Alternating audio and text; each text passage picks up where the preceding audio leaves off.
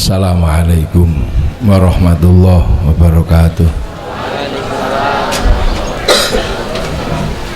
Bismillahirrahmanirrahim. Bismillah, alhamdulillah, wassalatu wassalamu ala rasulillah Sayyidina Muhammad ibn Abdillah wa ala alihi wa ashabihi wa azwajihi wa dhurriyyatihi wa ahli baitihi wa man tabi'ahum bi ihsanin ila yaumil qiyamah. Sedaya para alim, para ulama, para kiai, para pengasuh An-Nur ingkang kawula hormati, santri wali santri ingkang minulya. Alhamdulillah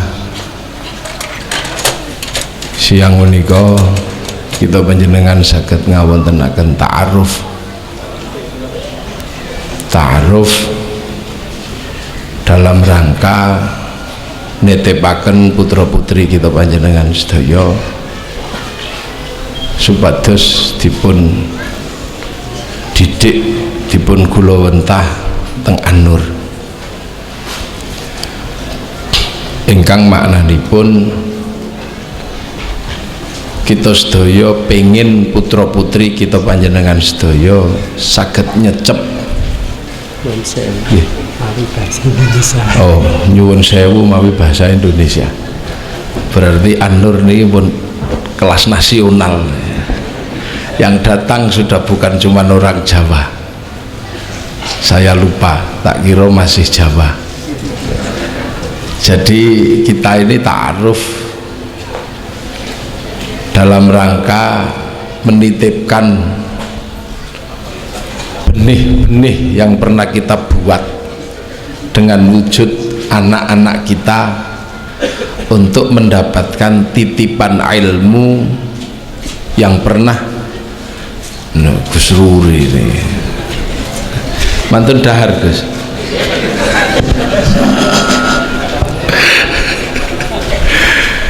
Yang ini tadi yang baju hijau ini kiai, tapi hati-hati suwuknya mandi ini. Nah, ini Gus Masruri ini kiai jaduk, ini guru saya aja sakti apalagi gurunya.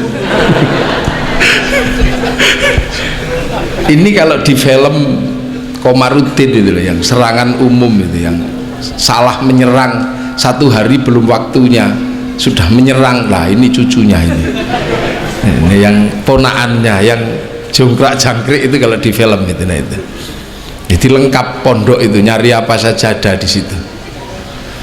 Jadi kita menitipkan anak untuk mendapatkan titipan ilmu yang pernah diberikan oleh Allah Subhanahu wa ta'ala kepada Rasulullah. Maka orang yang kita pasrahi untuk mendidik anak kita ini disebut ulama, yang artinya adalah para pewaris ilmu dari Rasulullah Muhammad Sallallahu Alaihi Wasallam. Maka besok jangan kaget kalau sistem pendidikan yang diterapkan adalah sistem pendidikan ulama. Jadi orang tua sudah harus paham, karena beliau-beliau ini tidak bikin ilmu sendiri. Ilmunya merupakan titipan dari Rasulullah Muhammad Sallallahu Alaihi Wasallam.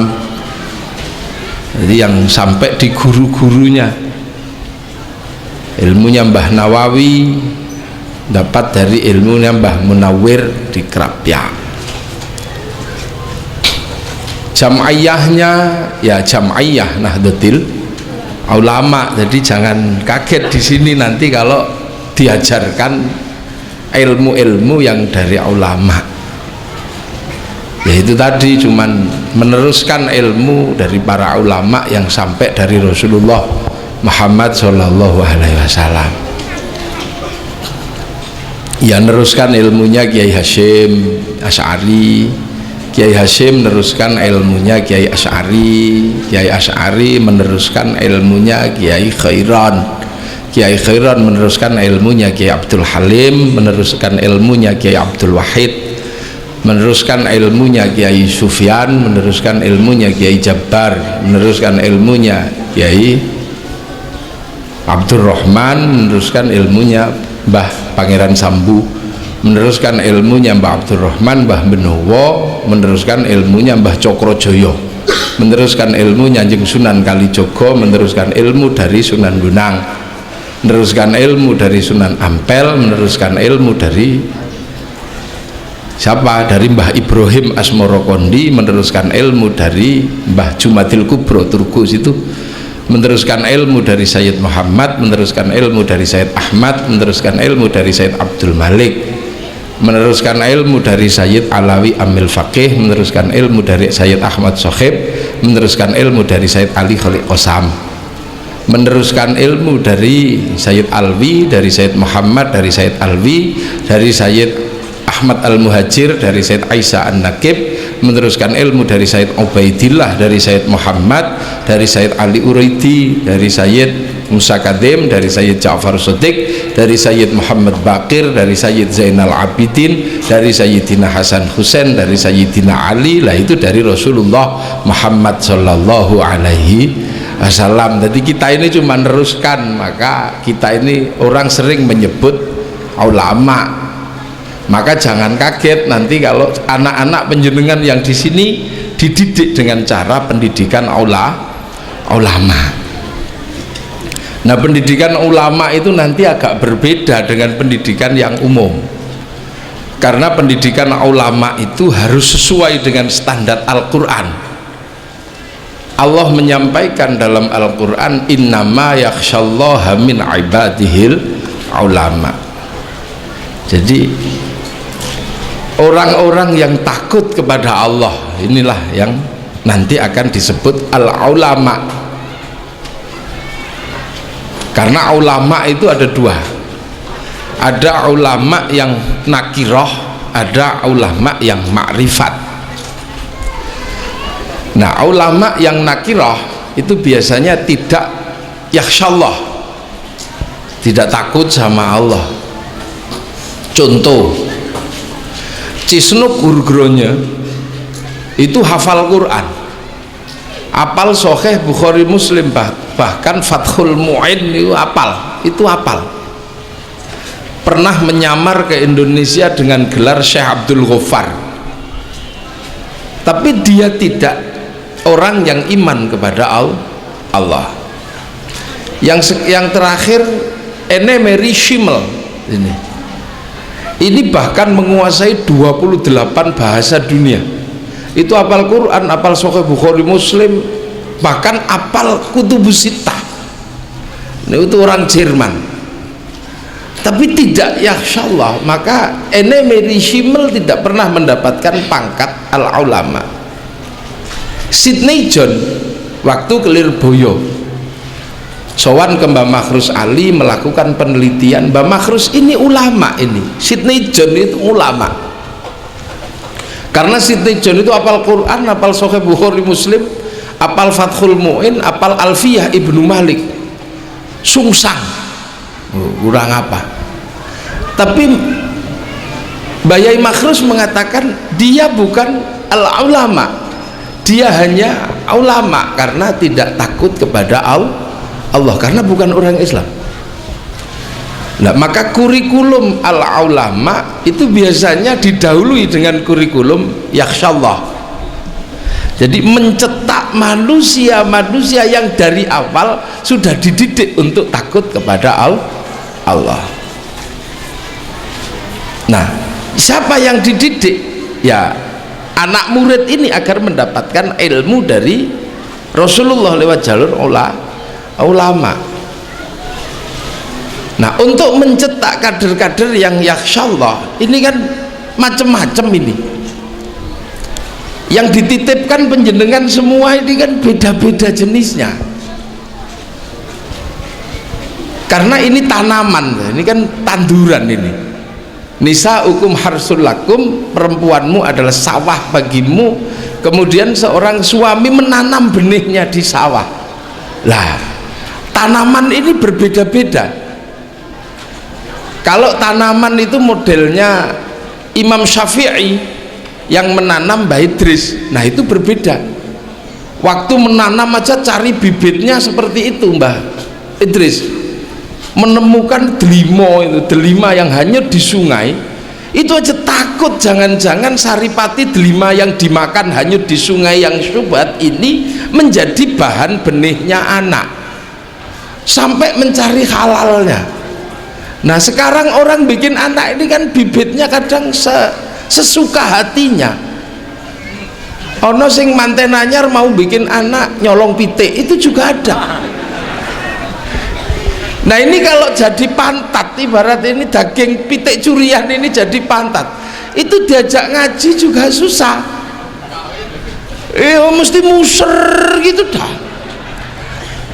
Dan maka ulama dulu sampai orang kalau sebelum menikah itu ada kitab 2 yang selalu diajarkan.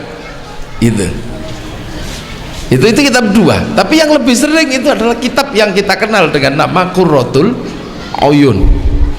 Ini kitab cara membuat anak. Misalnya kayak ngantuk itu nggak boleh bikin, karena kalau ngantuk bikin itu anaknya bodoh.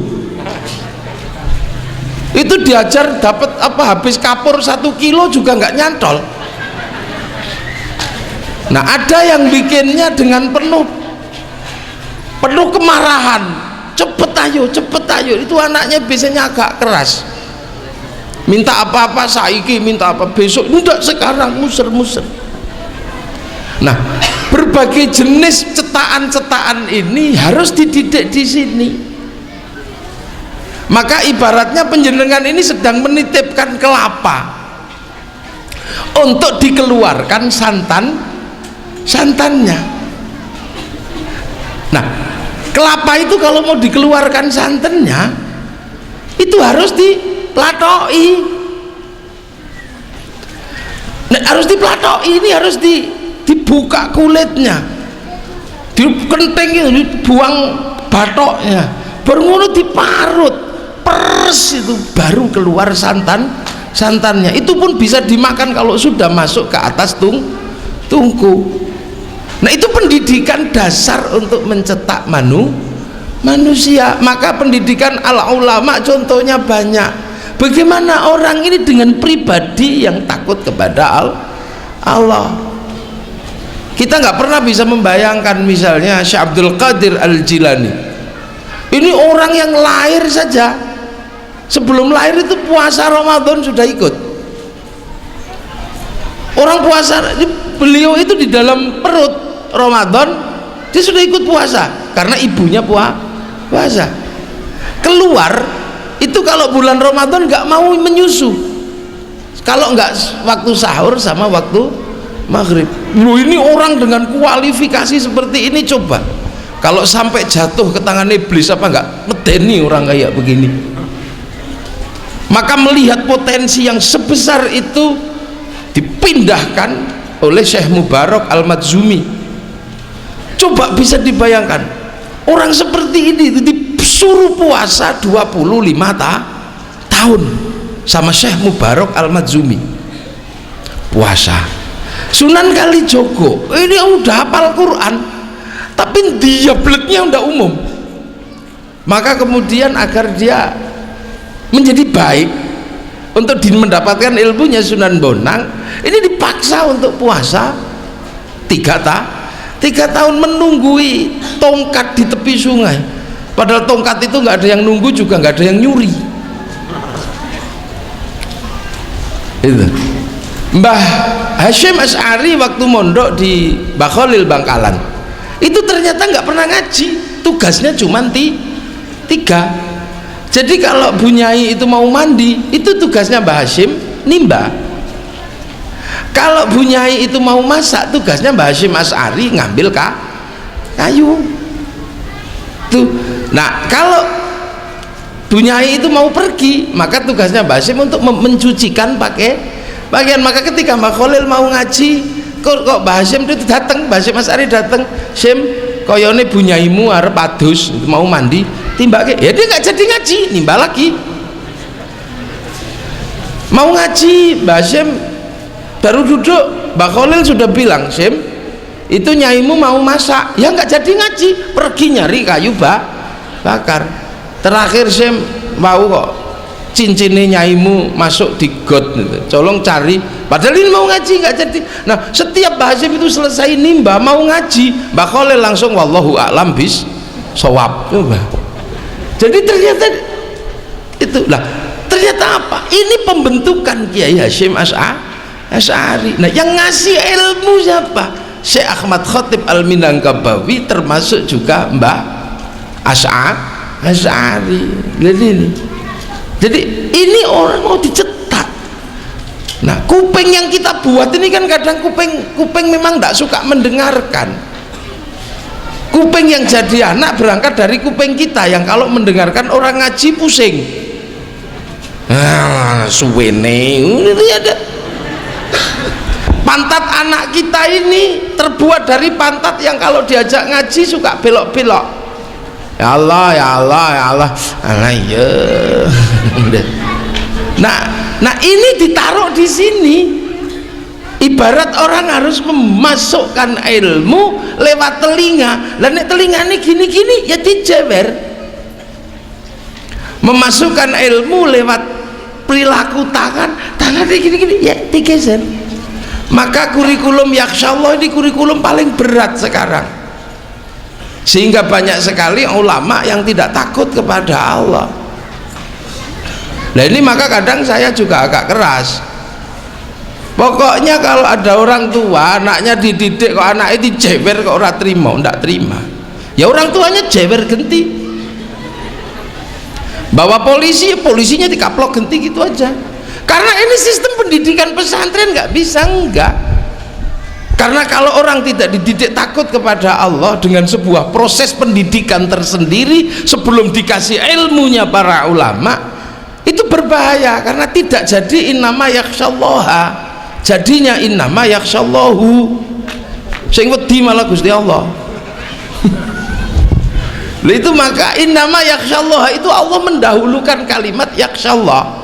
Kenapa? Karena ini akan mendapatkan ilmunya para nabi yang harus menjadi contoh. Kalau dia menjadi ulama ya yakhsyallah, kalau menjadi wali syukur-syukur la khaufun alaihim walahum yakhzanun. Nah kalau jadi nabi sudah nggak bisa kan gitu. Karena kalau sudah jadi nabi ini uswatun hasanah, kelasnya sudah menjadi teladan. Nah kalau kelas wali itu kan sudah nggak takut apa-apa sudah. Nah kalau kelas ulama ini kelasnya masih takut kepada Allah. Maka kalau mendapat ilmunya ulama adalah mendapatkan ilmu di mana seorang dididik untuk punya basic takut kepada Allah. Maka sistem pendidikan di pesantren nggak sama dengan sistem pendidikan di sekolahan. Maka mulai dari awal orang sudah harus menyadari bahwa pasti akan ada kaitan fisik dengan anak kita, pasti ada, tidak bisa tidak. Ini kurikulumnya ulama, karena yang diajarkan di sini adalah ilmunya ulama. Contohnya banyak, Mbah Manap Lirboyo itu sebelum mendirikan Lirboyo, latihan riyadhahnya 56 tahun itu, ngerawat, melatih diri untuk takut pada Allah. Ngerawatnya mangan uwi tahu? Uwi itu ubi, beda ya uwi sama ubi gitu. Bahasa Indonesia yang angel loh. Uwi, ya uwi pokoknya uwi. Nah karena uwi itu baunya harum, lama-lama uwi ini digondol genderuwo, sehingga ketika Mbak Manap mau makan uwinya nggak ada, ternyata dicuri sama genderuwo. Akhirnya Mbak Manap jengkel, dikasih gadung. Begitu gadungnya mateng diambil sama genderuwo. Akhirnya jam 12 malam Pondok Lirboyo ambruk semua karena genderuwo ini mendem. Terus dikasih minum minyak jarak sama Mbah Manap, genderuwo ini sembuh. Setelah itu jadi santri Lirboyo, tugasnya nyenggot nimba dengan kayu yang panjang itu. Nah sekarang genderuwo ini istirahat di sawo depan masjid, paling masjid lawas itu genderuwo nih. Karena apa? Pensiun sebab Pondok Lirboyo sudah punya Sanyu.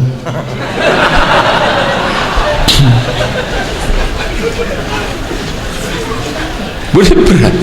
Nah, ibaratnya kita juga ini sedang disuruh mencetak pisau yang tajam. Apa ada pisau yang tidak berangkat dari sistem penempaan? Nggak ada.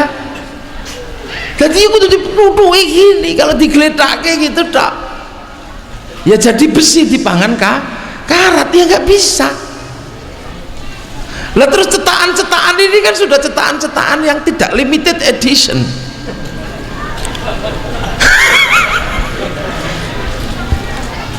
Kalau cetakannya kiai, anak-anak kiai itu limited edition, jadi tetap aja pisau.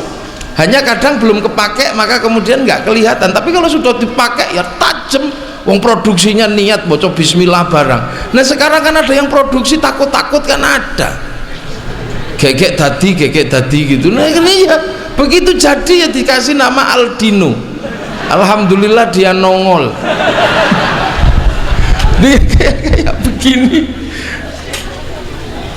Saya heran sekarang itu, sesuatu yang sangat serius itu dianggap tabu, sehingga kitab Qurratul Uyun itu menjadi kitab yang sekarang jarang diajarkan bagi para pengantin baru. Mantennya dulu mesti ngaji kitab Qurratul Uyun, karena ini proses membuat generasi baru.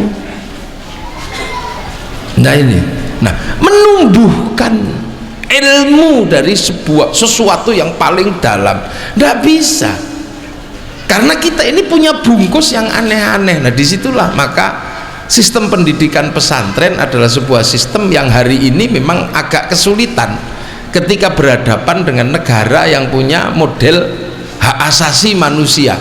Guru jewer murid itu melanggar HAM, padahal kalau nggak dijewer apa sekarang bisa? Ya nggak bisa. Murid sekarang ini Masya Allah. Nah kurikulum ini akan insya Allah tetap berlaku di sini. Jadi orang-orang akan dibentuk, dicetak menjadi pribadi-pribadi yang takut kepada Allah. Tangan biar takut pada Allah ya ditampel. Mulut biar bisa menyebut Allah dengan benar itu tapuk. Bedakan hak sama kha ya tidak bisa, ya dipok gitu. Ngepok gitu, bisa, jangan marah. Ojo nesu, kepelan melebu, gitu ya ada begitu. Jadi besok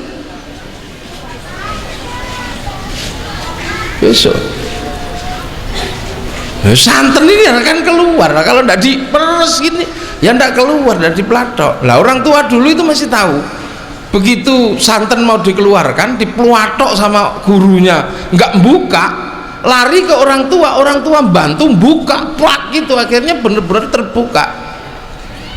Mulai tambahi kalau orang tua dulu pok gitu. Nah sekarang enggak, kalau anak dipukul sama tempiling gurunya pulang, orang tuanya nutup kembali, yang tidak bisa dibuka sama gurunya tutup lagi, tambah bawa aparat keamanan. Ya jangan salah, akhirnya santernya tidak pernah keluar. Makanya wis ngeyel ya sesuk klopone kon balik nang glundung mana apa mulai nah. Ini karena kurikulum harus didahului sama kurikulum yakhsyallah. Munine niku innama yakhsyallah min ibadihil ulama. Lah ini kurikulum ini, maka orang-orang tua yang di sini ya sudah harus menyadari yang akan diajarkan di sini adalah ilmu yang berasal dari Nabi, bukan ilmu yang bikinan sendiri. Maka tidak boleh itulah. Nah banyak sekarang kan orang bikin sendiri ini kan banyak, nggak mau mengikuti jalurnya ulama kan banyak. Maka sekarang Islam menjadi banyak bermasalah di beberapa tempat ini karena bikin sendiri, nggak mau ikut jalurnya ulama, langsung baca Quran sendiri. Begitu di situ tidak ada anjing halal, kemudian yo anjing halal. Di situ tidak ditemukan tikus haram, berarti tikus itu halal. Maka sekarang ya banyak ajaran-ajaran baru. Nah yang jadinya ya Islam jadi kayak begini. Itu yang pertama. Nah yang kedua, sistem pendidikan yang seperti itu ada di pesantren. Yang dulu orang menganggap bahwa pesantren itu adalah kuno, gudiken. Ya, dulu kan sampai begitu. Bahkan orang selalu menganggap bahwa Islam kenapa berhenti dan jumud itu karena adanya pesantren. Syakib Arselan pernah bertanya, limadza ta'akhkharal muslimuna wa taqaddamal akhirun? Jawabannya ya karena ada pesantren. Tapi sekarang terbukti bahwa pesantren ini adalah sebuah sistem mencetak kader-kader yang memang siap pakai ketika dalam kehidupan sehari-hari. Nah, kenapa kok bisa begitu? Karena pesantren itu sebuah sistem pendidikan yang hanya ada di Indonesia. Lah ini yang rada aneh. Sistem pendidikan pesantren itu tidak ditemukan di negara manapun. Ini khas Indonesia. Jenenge wae ora jenenge Islam kok. Loh, pesantren itu kan bukan nama Islam. Santri itu juga bukan bahasa Arab. Kata siapa santri bahasa Arab? Yang bahasa Arab kan tilmidun, muridun, itu bahasa Arab. Kalau santri itu bukan bahasa Arab. Iya bahasa sini. Orang yang belajar agama disebut santri atau sahastri. Nah, kalau orang yang belajar agama dalam bahasa Arab kan tilmidun, muridun. Maka yang ngajar juga bukan ustadz. Kalau di sini namanya kiai. Yang kiai itu juga bukan bahasa Arab.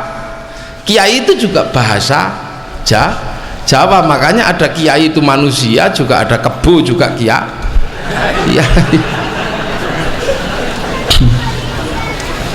Ini khas Indonesia.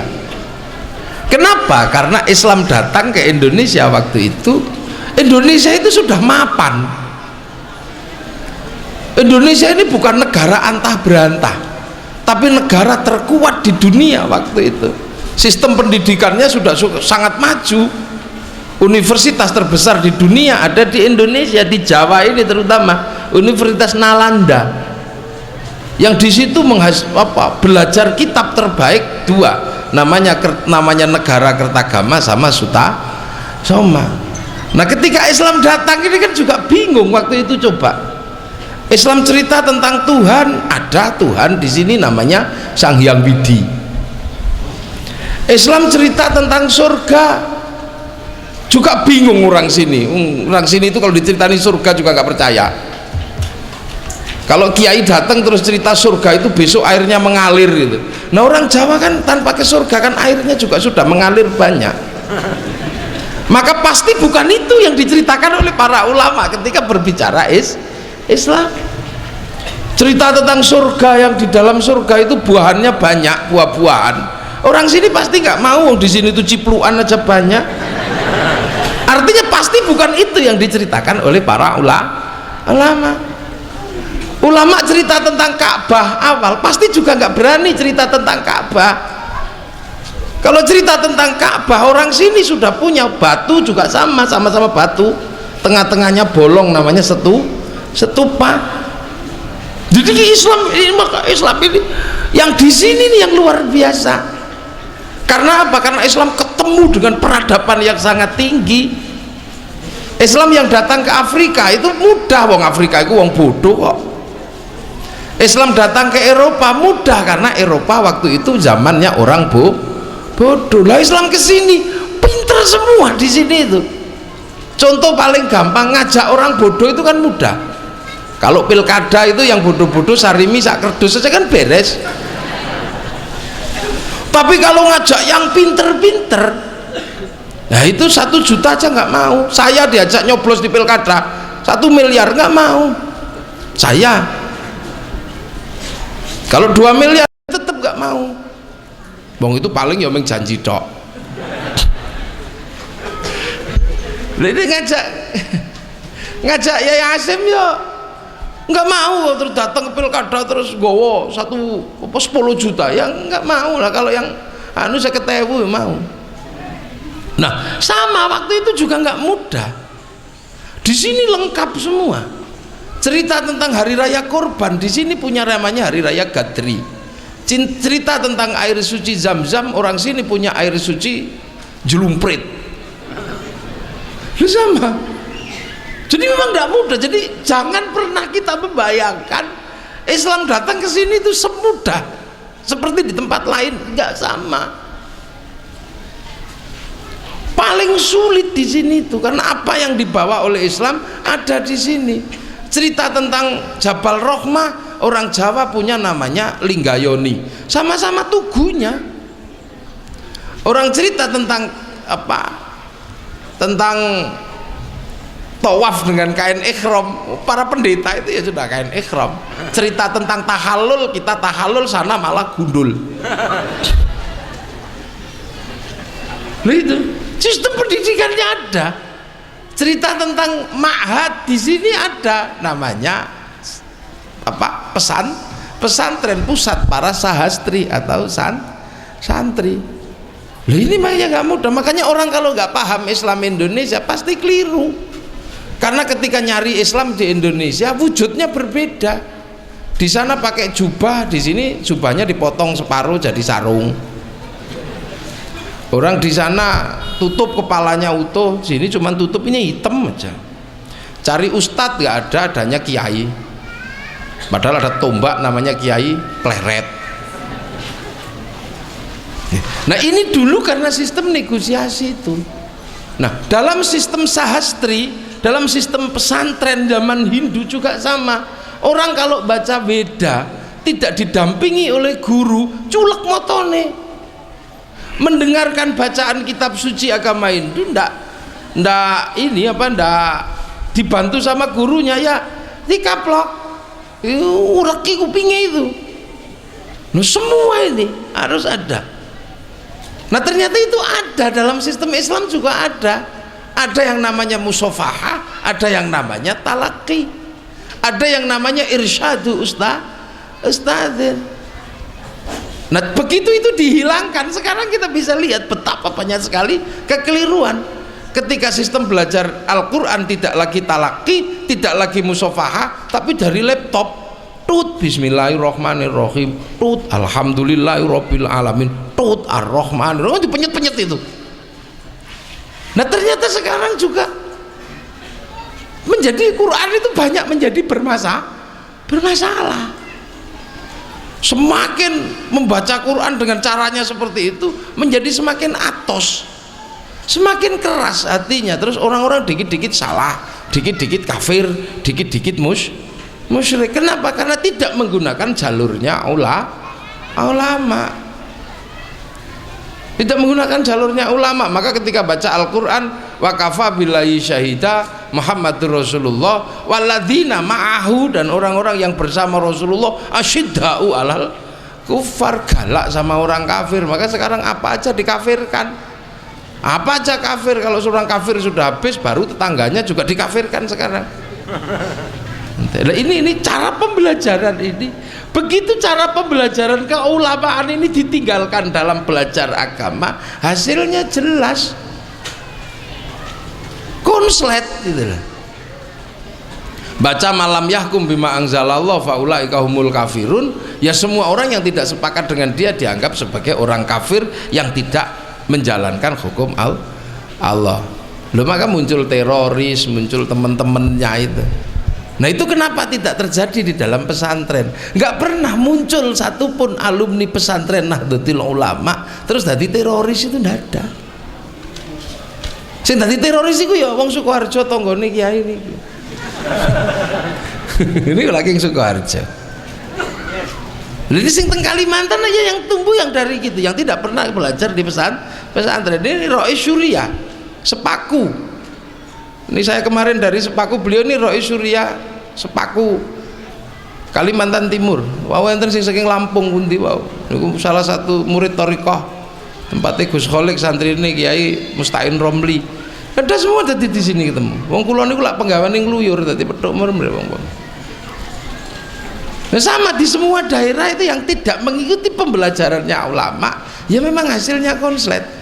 Nah itu loh, maka kita hari ini alhamdulillah menitipkan anak untuk mendapatkan ilmu sing ndalan. Ibaratnya ihdinas siratal mustaqim tidak lepas dari siratal ladzina an'amta alaihim. Nah itu pokok. Lihat saja hasilnya nanti. Cuman ya itu, karena ini kurikulumnya ulama, maka kurikulum yang didahulukan adalah kurikulum yakhsyallah. Maka panjenengan semua ndak usah marah nanti kalau kurikulum yakhsyallah ini terkait dengan bibir, terkait dengan telinga, terkait dengan bokong pok gitu ya, biasa saja. Wong bokongnya gaweane panjenengan, bokongnya nginang ini ya tipok gitu, telinganya produksi telinga sini ya, yang ini jiwir kupingnya, ibarat santan mau dikeluarkan. Nah nanti baru kemudian kalau sudah mendapatkan ilmu kan enak itu. Nanti kenapa kemudian kalau awal itu begini ta'aruf harus ada pembelajaran, nanti keluar kan ada namanya khataman. Nah kalau khataman anak-anak yang lulus biasanya kan ditaruh di atas panggung gini, itu kan cuma mau cerita sama Allah nanti, ya Allah terima kasih, makasih piye, saya masih manusia, kan cuman gitu aja nanti. Loh ya karena Allah itu menurunkan ilmu, itu tugasnya manusia yang bawa. Wa'allama adamal asma'a. Kalau yang punya tugas bawa vitamin C itu kan tugasnya jeruk. Yang tugasnya bawa santan itu tugasnya kelapa itu lah. Nah yang tugasnya bawa ilmu itu manusia lah. Semuanya masih konsisten sekarang. Mau nyari kelapa ya masih ada santannya, mau nyari vitamin C ya di jeruk masih ada. Bahkan tekek itu dari awal dibikin sampai sekarang ya bunyinya masih tekek. Saking istiqomahnya sampai tekek aja didengarkan jadi enak. Tekek kaya, tekek miskin, tekek kaya. Lah semuanya mesti istiqomah ini. Lah maka nanti kalau akhir pasti akan ada khataman, terus nanti dinaikkan ke atas panggung. Hanya mau mengatakan pada Allah, ya Allah kami masih manusia. Kenapa? Karena masih membawa ilmu. Lah jangan sampai manusia itu nggak punya ilmu, karena tugas manusia itu memang bawa ilmu, walaupun sedikit nggak apa-apa, walau ayah. Memang karena kita ini memang cuma kebagian dikit-dikit. Kita ini kan bagiannya cuma dikit-dikit semua.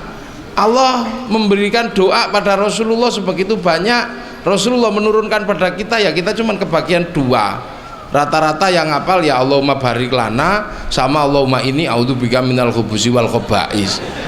Doa yang lain ya boh. Hadis sebegitu banyak yang sering kita hafal juga cuma 2. Cuman innamal a'malu binniyat sama kullu bid'atin dolalah wa kullu dolalatin finar. Maka di Indonesia yang tarung ya 2 hadis itu, wong yang hafal cuman itu. Iya, Quran yang sebegitu banyak lah. Kalau di sini kebagian semua, wong An-Nur ini grosir. Grosir. Nah kita ini kan pengecer. Ada yang ngecernya cuman Yasin, maka dibungkuskan mereknya Yasinan. Wong pengecer besar tidak kuat. Ada yang ngecer kulhu kasih bungkus namanya mereknya tahlilan. Ada yang ngecernya Bismillahirrahmanirrahim dibungkus dikasih merek suwuk loro untu. Nah yang gitu pengecer. Nah ini loh, maka besok alhamdulillah ini semua akan mendapatkan ilmu yang itu pernah diterima oleh Rasulullah. Maka walaupun 1 ayat itu besok menjadi hak kita masuk kepada surganya Allah Subhanahu wa ta'ala lah. Kalau ibu-ibu yang paling apal kan 1 ayat sepotong itu, kalau dipanggil suaminya jawabannya nun, itu kan juga ayat Quran. Ini ulama dulu itu luar biasa loh ya, bagi Al-Quran itu luar biasa, karena Quran itu jaminan. Satu-satunya yang mendapatkan jaminan dari Allah itu ya cuman Quran itu. Inna nahnu nazzalna dzikra wa inna lahu lahafidun. Jadi cuman Quran sih dijamin sama Allah, siapapun. Maka kalau kita mau dijaga sama Allah ya kita ikut jaga Quran. Maka ulama dulu nggak pandang bulu, siapa aja dikasih Quran biar dijaga sama Allah. Orang putus cinta, istrinya minggat, kasih 1 ayat, kasih aja dulu para ulama, kasih innahu min Sulaiman wa innahu bismillahirrahmanirrahim Allah ta'lu alayya wa'tuni muslimin. Preman tukang pukul itu aja dikasih 1 ayat dulu biar dijaga sama Allah. biar pukulannya keras, kasih idza batastum jabarin.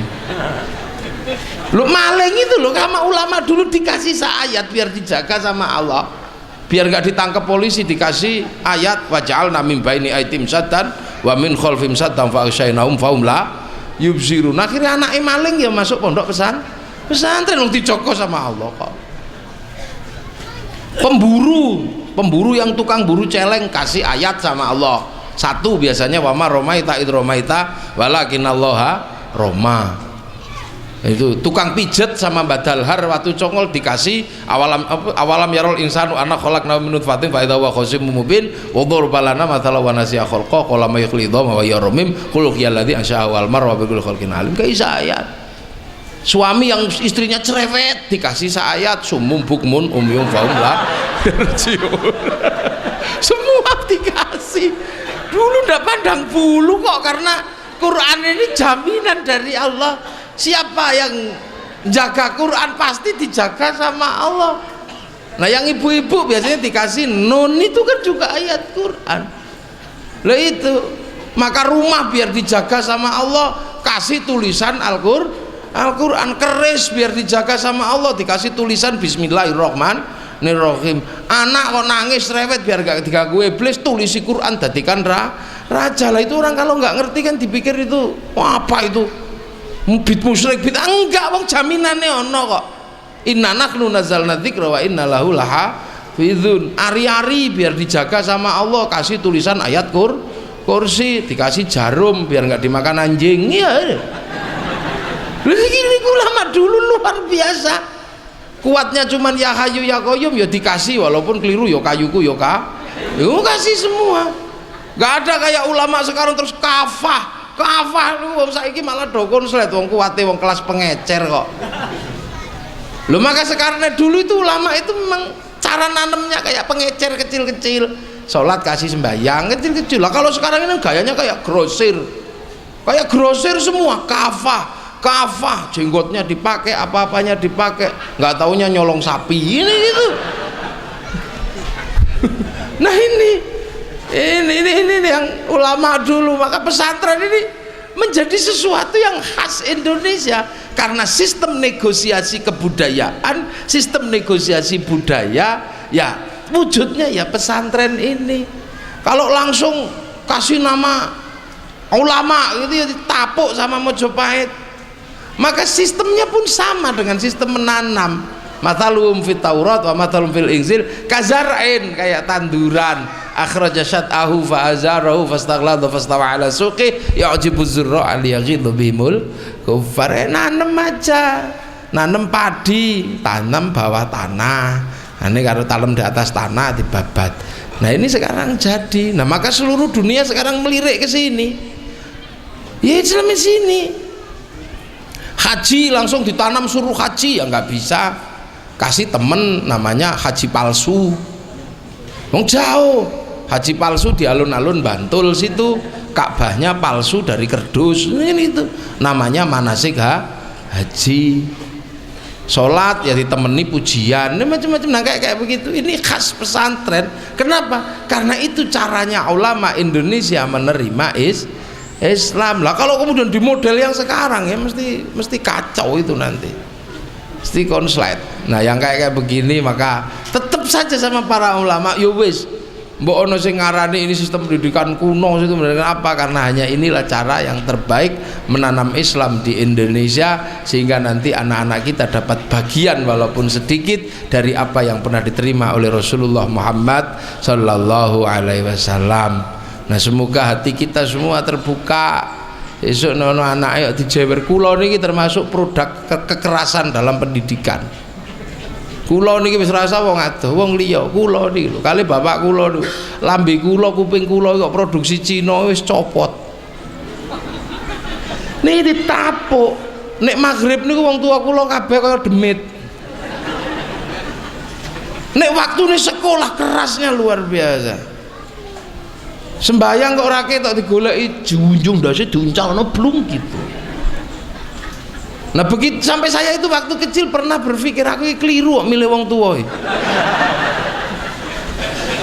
Bener sih. Orang tua yang lain itu enak sekali, anaknya layangan boleh, waktunya ngaji golek jangkrik. Saya ndak boleh. Kalau waktunya ngaji didek tenan, sampai bener-bener aku keliru milih wong tua. Wong tua apa ya? Tapi begitu saya besar saya baru kerasa guru-guruku wong tuku, ya Allah merekalah orang terbaik yang membuat saya jadi seperti ini. Nah nek kula niku ora dikerasi apa ya ora medeni. Lho kula niku wonge pantesan. Ngaji pantes wong kiai. Tapi copot kupluk sarung coplot ning perapatan 1000 itu ya pantes. Lho Gus Ruri itu pantesan saya kalau di perapatan. Gus Ruri ini nggak bisa terus gitu, tetap kecil. Tapi hati-hati kalau mobil diangkat baru ketahuan. Nah kalau saya kan belum kelihatan sektinya kan sudah sangar, udah takut. Pulang ngaji lepas kupluk, pakai celana pendek, pakai kaos, masuk salon kan pantes kalau kayak saya. Makanya saya kemana-mana pakai sarung. Akhirnya mosok sarung kok mlebu salonan ya ora pantes. Maka salonnya mesti lari dikira operasi FPI, ini malah repot. Nah itu kurikulum itu ada, maka jangan heran jenengan nggih. Nggak usah heran, pukul, digewepuk, dijewer. Sultan Muhammad El-Fatih ini pendidikan kecilnya dikaploki, tempiling begini. Makanya dalam pendidikan keulamaan guru ngaplok murid di dalam murid itu mati itu ora apa-apa, ora masuk pengadilan, itu boleh. Karena tidak ada seorang guru menginginkan kecelakaan pada muridnya. Semua pengen muridnya itu lebih hebat dari gurunya. Anak-anak yang ikut saya yang sudah agak gede mesti tak kokon poso paling enggak 3 tahun. Paling enggak 3 tahun. Nah saya sendiri juga setiap hari naik puasa. Iya enak ini. Tapi mau gak poso ya ndak tak makan. Nah yang kayak gini. Itu sistem pendidikan keulamaan. Mbah Kiai Wahid Hasyim ini ceritanya Mbah Khalil. Mbah Kiai Wahid Hasyim itu punya nafikoh dibilang, nanti kalau anakmu itu lahir bawa sini. Umur 6 hari Kiai Wahid Hasyim itu dibawa ke Mbah Khalil Bangkalan. Itu ndak boleh masuk rumah coba. Udan terus ndak boleh masuk rumah. Kira-kira saiki nek diarani Kiai Edan itu. Bunyai nafikoh itu gendong Kiai Wahid Hasyim dalam usia 6 hari bayi tili, tidak boleh masuk rumah. Dalam kondisi hujan sehari semalam, setelah hujan reda disuruh pulang. Iki terus opo kira-kira? Itu pendidikan apa? Coba Nabi Musa mengikuti Nabi Khidir. Nabi Musa aja sudah bingung. Kok ono guru saya kok pakai mancing, ndak ada umpannya cuman gini-gini, iki guru apa gitu. Untung kita semua ketemu dengan kiai-kiai di An-Nur. Sing wujude iki sik wujud kiai coba. Nah kalau ketemu dengan kiai yang aneh-aneh, kiainya Gus Ruri itu aneh-aneh itu. Gus Ruri itu kiai aneh, makanya gurunya juga aneh-aneh, celana pendek, terus bolongi kapal gak apa-apa, motong orang. Ini semua ada dalam sebuah sistem pendidikan Islam. Nah ini semua agar kita mendapatkan sedikit cipratan dari ilmu Rasulullah Muhammad sallallahu alaihi wasallam. Santennya keluar, yarfa'illahu alladhina amanu minkum walladzina utul ilma darajat. Ihdinas siratal mustaqim. Assalamualaikum warahmatullahi wabarakatuh.